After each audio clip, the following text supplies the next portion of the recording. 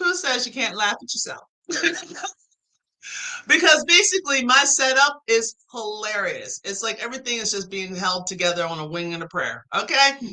So as I was saying before we were rudely interrupted by graces of craziness, I'm back now. So my name is Audrey Codner. I am the founder of ACG Math Tutoring, and I would like to welcome you to Two Tutors Talking. So as you can tell, right now I'm by myself again. So, hey, this is what happens in the early stages. Sometimes people want to come on, things happen, family are coming over, you just got to adjust. But no matter what, I'm always going to be here. All right. So, what I want to do, instead of having another tutor come in and talk about their tutoring business and how effective it can be for, for the child as well as for the parent, I wanted to kind of give like almost like an overall heads up of what's going on with the school systems, what's happening, what are some of the new things that may be coming together that you as a parent might have to kind of keep up track with. All right. So, if we may, here's like a couple of heads up. Now, over during the pandemic, a couple of years ago, we're still reaping the effects of it, especially on an education level. So it seems to me that the way that some schools like to structure their year-long classes has changed during the pandemic, and they're still going on. And a lot of states and a lot of schools are taking wind of it, and they're actually applying it. So if you ever notice, like say maybe even last year, maybe your child was in, let's say, Algebra 1. So when they were in Algebra 1, all of a sudden you notice that this was only a semester long course. What? So you're like, wait, why is, and they did Algebra 1 first semester, and maybe, if the grace of anything, they probably had geometry second semester, or there were some students that had Algebra 1 first semester and then no math second semester, or vice versa. So this is one thing that you have to take a look at. Look at your child's schedule.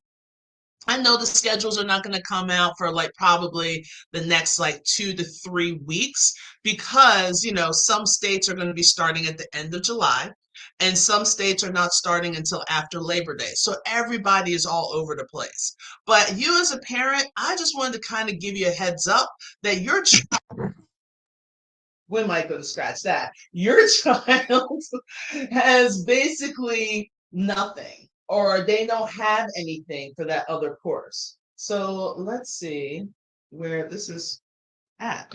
Okay. We're going to be friends. We are, because that's how we're going to do. So you gotta love this. This is cool. But I'm gonna be looking in a weird direction because this one is not paying attention. It's just not doing well. Um, let's try this. I'm telling you, it's a wing and a prayer here. It's like, try not to hit the table, try not to breathe in this direction. There we are. And I know most people will be like, I would be mortified if I did a live like this. I would totally delete it and run away. Guess what? Life isn't perfect, right? I'm not perfect at all. But I like to make sure that the information that I'm providing is on point. So I'm starting to see a lot of schools adapting this. Let's do a full year class in a semester, right? I don't know about anyone else. People struggle with math as is, but now they're trying to merge it all into a semester. Now, if you're a principal, if you're in charge of curriculum, let me reach out to you because maybe some of your teachers are a little afraid because they notice if they say anything, got it this time. If they say anything bad, sometimes that will go against them. So they don't want to say anything. But I'm not in the school system anymore, so I'm going to say it for you. When it comes to having algebra, any kind of math, math is its own language. If you try to have math a full year of math and you're trying to condense it, not like, okay, here's part one for a semester and here's part two for a semester. If you're trying to condense that full year of math all in one semester, it stresses the kids out because a lot of those major foundational components that was supposed to be taught 2 years ago wasn't really stuck in because they were just thinking of like, okay, I'm sitting here, I'm listening to the teacher, blah, blah, blah. And then the information is going in one ear and out the other. Nothing stuck. There wasn't any tactical anything. There wasn't any guided questions. A lot of people were just basically trying to keep the kids entertained so they won't lose or completely help hurt their parents' complete sanity, right? So when it comes to that, just be cautious. Take a look to see, is your child taking a year-long class or are they taking a semester class? If they're taking a semester class, you might want to take a look to see if you can get somebody to help with the second semester when your child doesn't have math or first semester when they don't have math. Try to get someone that can give you some assistance. It could be a course, it could be a tutor, it could be someone that is basically still teaching, that is at certain times to help fill those gaps because it's not enough time for them to learn all that in that short amount of space. I made mention of this last year during the TikTok, just randomly just said something because I noticed it a lot with some of my tutoring clients. And I had 5 parents that said, oh my God, Audrey, I didn't know. I didn't know. And I'm like, you live in the same house or you guys are separate? They're like, no, we live in the same house. But they had no idea that that's what was happening. On paper, it looks awesome. Why not get all 4 years of your math done in two? That sounds wonderful. But when it comes to the application piece and when it comes to really understanding and be able to take it and carry it, so when they go into advanced courses, they know exactly what's happening or they have a good idea how to manipulate the math, they can't do it because that one, that foundational piece is gone. Two, they're being rushed in. Everything is being rushed. That's why a lot of kids were struggling last year. Because I can tell you, probably every child said the same thing, regardless if they were in special ed, general ed, GT, honors, advanced AP.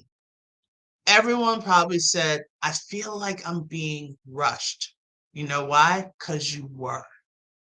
They're jamming a lot of information in, and all you're doing is just regurgitating that information out. They weren't really putting it in and they weren't really understanding. So your kid wasn't lying. The pace of everything last year was quick, and it's going to be exactly the same thing this coming school year. So just take a look. It might be sent as an email. They might have sent it as a letter. And I know it's a summer and you're like, I don't want to read any letters from school. I'm done.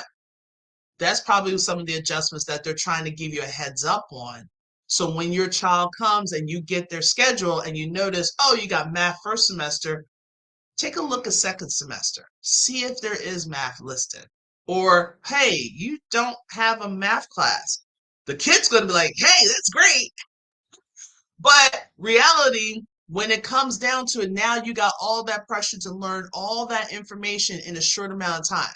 And we all know that first quarter, it goes by relatively slow because we're still trying to get adapted with everything. But second quarter is relatively a little bit shorter, just a tad, because of the holidays, okay? Because of the winter breaks, because of Thanksgiving, and so forth. Same thing happens with third and fourth quarter. Fourth quarter, majority of that time is testing.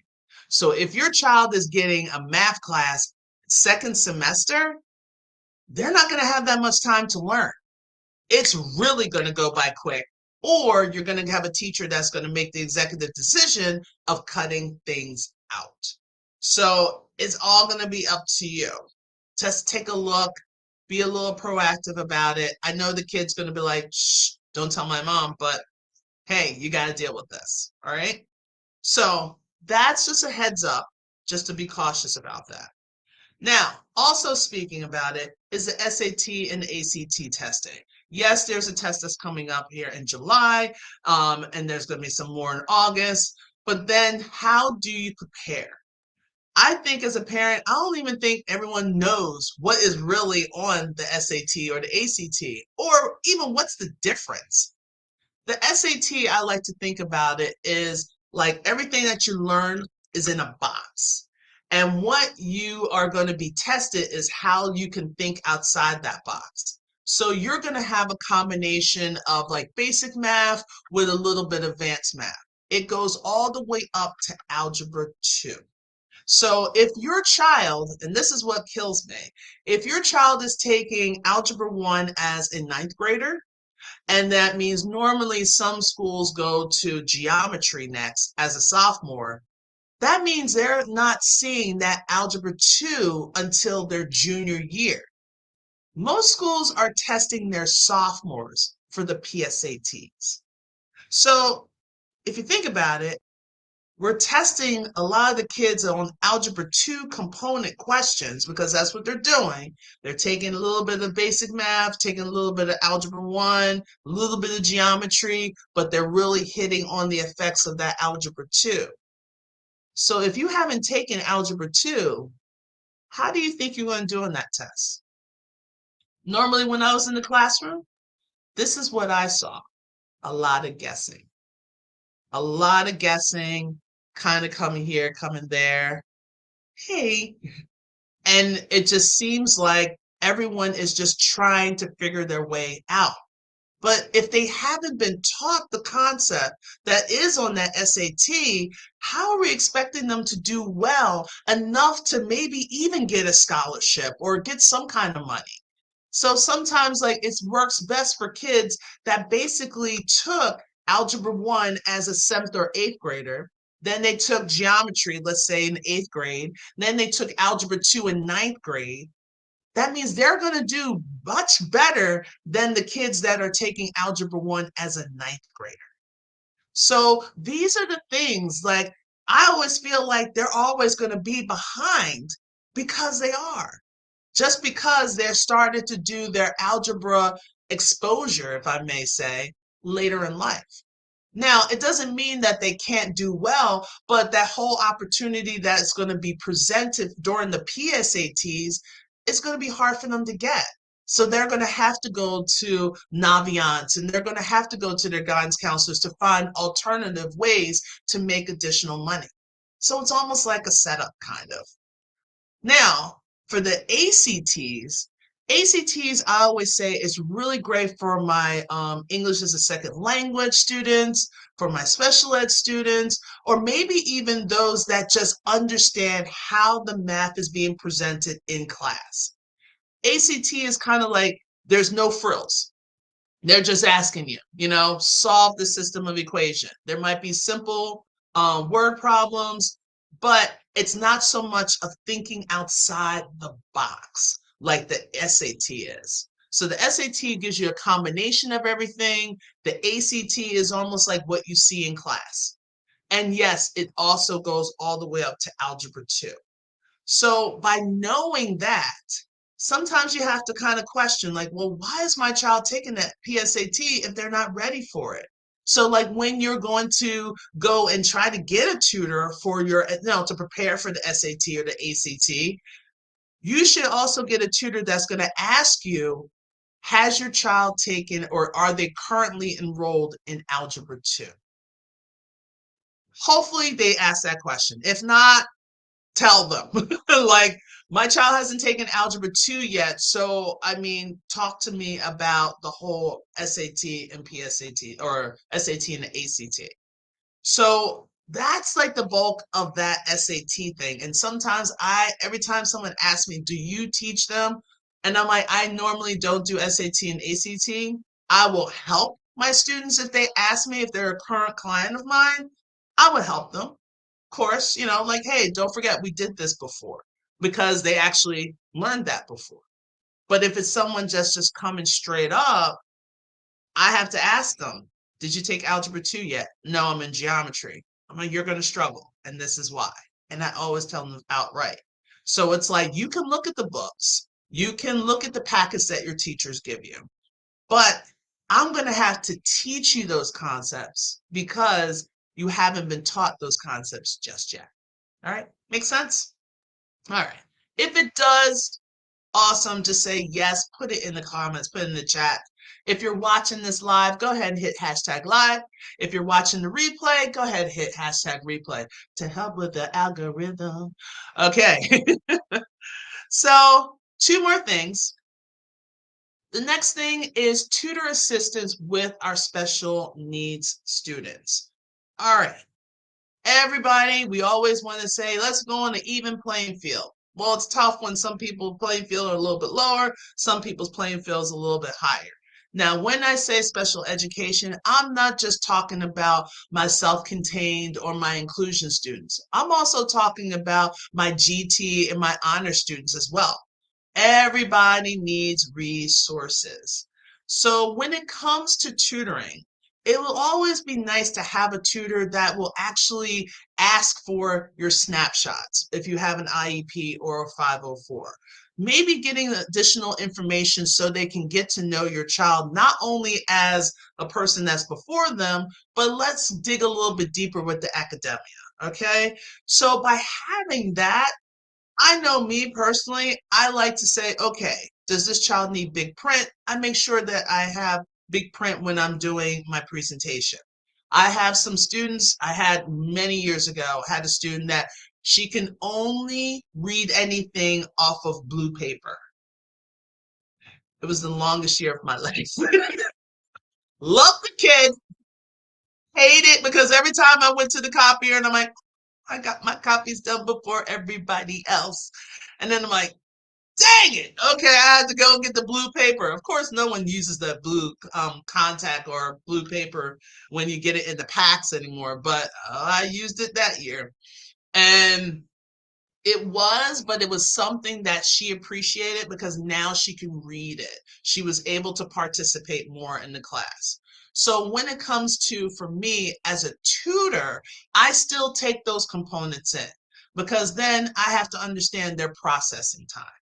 I have to understand and be patient enough to be like, okay, let me give you some levels of problems instead of like, oh, you should be at this level because you're at this grade level. No.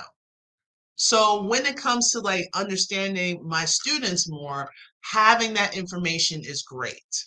Now, parents, please don't hide that information from your tutor. I know your teachers are going to get that information automatically from that special ed department, but I've had parents that were afraid that I was going to label their child. I'm not here to label anybody. I'm not here to jeopardize anything. I just want to make sure that I'm providing the service that's good for your kid. So by not telling me that your child is autistic, which I understood because being in the classroom and having autistic children before, I recognized some resemblance. I'm not saying exact, some resemblance. And I'm like, yeah, this kid's autistic. But I'm waiting for the parent to tell me. Then finally the parent fesses up and says, yes, he struggles with autism and this and that. And I'm like, and I tell them, I already knew. Can I have a copy of their IEP? And they're like, how did you know? And I'm like, I've been in the classroom for a bit. I recognize some of the signs. So from the beginning, why didn't you tell me? And they all say the same thing. All three of them, because I forgot about the other one. All three of them said, I didn't want you to judge my child.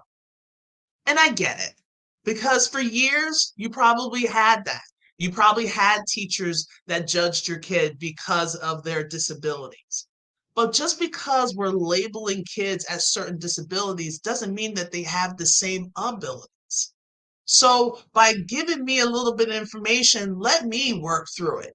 So then when I give you a report or I give you some feedback, what I'm noticing, take it into consideration.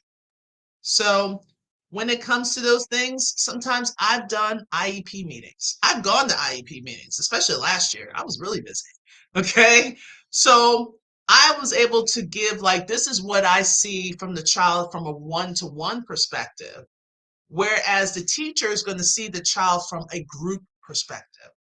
So it'll be kind of nice, parents, if you're thinking about it and you do have a child that has an IEP or a 504, and then you're going to those IEP meetings, give your tutor a heads up and ask them, like, could you write something like a reflection or some kind of feedback that I can share with the group?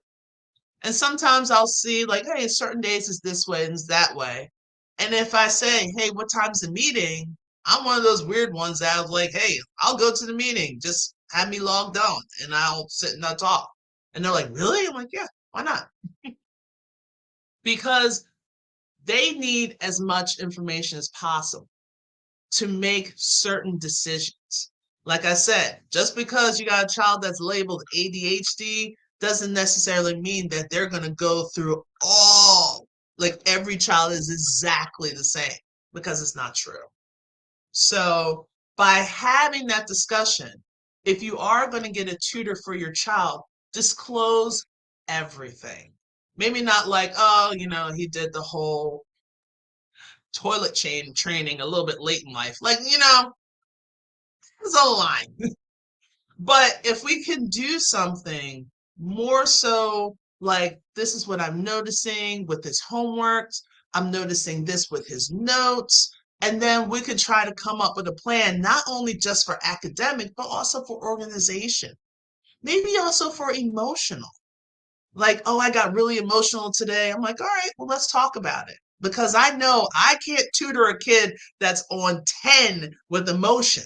I'm going to be like, let's go, boo boo. Let's bring it down. Can we bring it down to a 6? All right, let's do some problems. How are we feeling? Oh, we're bringing it down to a 4. We're feeling better. Okay. I can take a 4, you know, 4 with a little bit of attitude, I can take. But at a 10, no, I need for us to bring this down. Let's see what was going on. So, after we do that, we got our last one. So before I reveal the last one, if you're liking this, guess what? This is my 7th episode.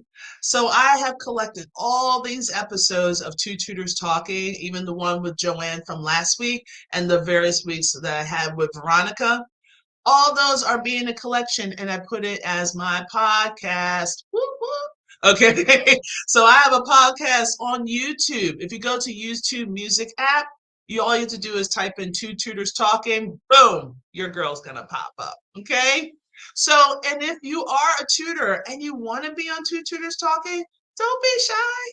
Go ahead and write me up on something in the direct message. Go ahead and message me and just say, hey, Audrey, I'm really interested in your Two Tutors Talking. How do I get on it? What do I need to do? And then we can talk it out, and then we'll just fit in a date and a time. Well, obviously, it's going to be the same Wednesday, but I know next week is going to be a recording because it is the 4th of July weekend. So I won't be able to have anyone live, but I will have Miss Nana that is going to talk about her tutoring business. She's also another math tutor. And she's also doing a summer course that she wants to share with all the parents that are here and people that are interested. So, with that little bit said, if you really want to, if you're a math tutor and you want a place for other like minded math tutors, go ahead and come and join my Facebook group. So, it is from the classroom to online tutoring. I give you some tips, some tricks, all that kinds of fun stuff, a place for you to share your questions and get them answered by me. Hey, all right, and maybe other people that are also in the group. All right. So, with that being said, here's the last thing that I want to talk about, just to give you a heads up for the upcoming school year. So, the timing. Every tutor is like, yes, Audrey, please talk about this. Okay. The timing of getting that academic help. Parents, I get it. You've already spent so much money for vacation. You loved the lobster on the cruise. It was amazing. You did the beach thing. It was awesome. You feel like I just spent so much money and now it's time for me to recover. And now school started. And you're probably saying, okay, I just want to give them a quarter to just get themselves together. And then by second quarter, if it doesn't work out, that's when I'm going to swoop in and get the tutoring. No, because especially if you have student athletes, you don't want to wait. Because as soon as, even if they're basketball players, and all right, we know football season, field hockey, soccer, all that's in the mix, but they need to keep their grades up. All kids need to keep their grades up, and especially those kids that right after school they either have to take care of their siblings or right after school they have to go to work. And they need assistance when they come back from work because sometimes they just need someone just to translate what the teacher was talking about. What is this project? How do I break all this stuff down? Don't wait until second quarter to say, you know what? I need assistance today. Once you start seeing your child doing some kind of emotional shift, and especially for those students that are making as what I call the transitional years. So the kids that are leaving eighth grade and they're going into ninth grade. So next year they'll be ninth graders, high schoolers. Congratulations on that part. If you have sixth graders that are going into seventh grade, and if you have third graders going into fourth grade, trust me, those are the years to be most aware. They're not only just transitioning from teachers, some of them are transitioning in schools. Some that was in kindergarten and now they're going into first grade, they're going into a different building. They might be having a different teacher. They have a different way about the school. They're trying to figure out, they're trying to acclimate themselves. They're trying to just negotiate, not negotiate, they're trying to navigate themselves through the building because it's a different building sometimes, or it's a different floor, or it's just a lot of differences hitting them all at once. So this is going to be my last story for today. And this is the reason why I say be cautious. So I had a student about a couple of years ago. He was transitioning into ninth grade, everything with the COVID and all this stuff. And, he didn't really have an eighth grade graduation because that was the height of COVID. So now he's going into ninth grade. So it's a hybrid classroom. He wanted to go into the building because he wanted the high school experience. You want to see all that stuff you see on TV. And the first couple of days was hard. Just making his way through, dealing with the pressures of class. It was hard. Let me just sum it. It was hard. So we had our usual session. I noticed that his demeanor wasn't that good. And I was like, what's going on? He was like, and he's like, no, we're all right. We're all right. Let's just do the work. So we're doing the work. Then all of a sudden, he was like, I don't want to be here no more. I just don't want to be here. I'm like, what are you talking about? He's like, I don't want to be here anymore. I'm like, what are you talking about? But I think I knew what he was talking about. He did not want to be here anymore. We talked a little bit. Then I said, do you mind if I call your mom? He calmed down a little bit. He's like, fine. Called the mother. Mother was like, oh, I'm in the middle. I'm like, I need for you to come on the Zoom call now, like right now. And she was like, whoa. And I usually don't talk to my parents like that. So don't say, oh, Audrey just talks to her parents any kind of way. No, of this nature, it was needed. So she got on the Zoom call. We explained what was going on. They're in tears. I'm about to be in tears. And I'm like, all right, Audrey, I gotta be the one in the middle. This is why I say with tutors, I don't want to say that we're superheroes because that doesn't make sense. I want to say that we're more than just people that translates content. Like we're like basically the go-between of the parent and the child. And sometimes we're the go-between of the parent, the child, and the teacher. Like we're in the middle of the triangle. Okay. It's hard. It's really hard because there wasn't anyone home. Because of his emotions could have took over completely. And then I would have one less student, not because one less student for me to tutor, I would have one less student in my heart. I've lost way too many students, some by the big S, some cancer. I've lost students that had brain cancer. I've lost students that had like lung cancer, cervical cancer. I lost students because of drug wars. I lost students because of gun violence. I lost students because of vehicle accidents. And every loss is a big piece of me. So when I left the classroom to do tutoring, sometimes for some reason, I thought, that piece will go away, but it's not. So that's why I say that you're going to need someone sometimes just to be that emotional person I don't want to say when you can't, because parents, you can, and you do as much as you can, because you got to think once a child goes into a classroom or into schools, they're in school more hours wise than they are at home. So you're trusting other people to kind of instill your values and instill your fights. And I think that's why there's always some kind of break off when it comes between schools and parents. But when it comes as a tutor, you're there to kind of break things and to translate things not only to the student, but also to the parent.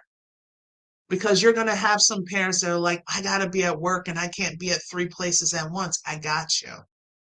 And I'm like, this is what I'm doing. This is what I'm noticing. And a lot of parents do appreciate when I say, hey, I noticed a change in your child. Because sometimes I try not to think about what if I didn't call the parent. But that's why sometimes when it's time for you to get a tutor, you may think, let them try to figure it out the first quarter, and then I'll get a tutor second quarter. Get it sooner. Get a tutor sooner. Start do your research now. That's the reason why I do two tutors talking. I do it so you can look at different tutors, and I'm trying to get some other tutors as well that want to just showcase their tutoring businesses. So you'll get like a whole idea of like, oh, I like that tutor. Let me see if they're available. That's why I'm doing two tutors talking, because I want to bring in a joint where parents and other tutors can actually get that. Because I know there's going to be times you want to tutor, but the time doesn't work. And a lot of those big corporations, they shut down at 7:30. But what happens if you have a kid that works late at a job and they need some assistance? So obviously, it'll be nice to have somebody that understands the concept and that has the hourly wages that you need. Like for me, I'm open 7 days a week. That's why I'm crazy. But I do it because I love to do it. And then plus, I do it because I love my athletes. I love my theater kings and queens. I love my kids that are working and they're trying to provide for their families.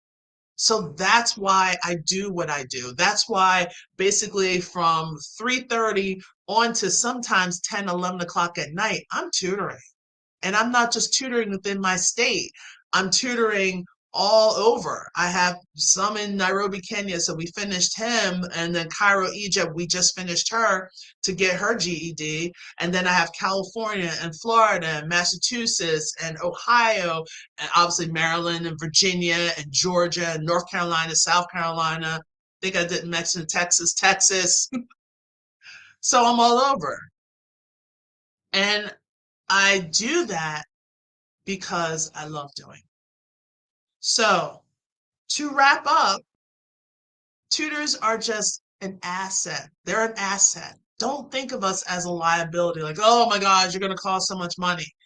But think of it as you're having someone that's putting their skill out there to kind of help your child to break through a barrier and be able to be excellent in whatever they want to do. Because a lot of people think it's just that math. If I could just get through that math, Well, math is a special language, so you need to understand the language so you can excel. All right. So again, if you are watching this live, go ahead, hit that hashtag live. And if you're watching the replay, hit the hashtag replay to help with the algorithm. So we have all that. And if you want to join my Facebook group, remember it's going to be from the classroom to online tutoring. That's for like math tutors that just want to find a home of like-minded people so we can sit, chit chat, share resources. If you have an idea, you have a question, you can just post it and I'm going to answer it.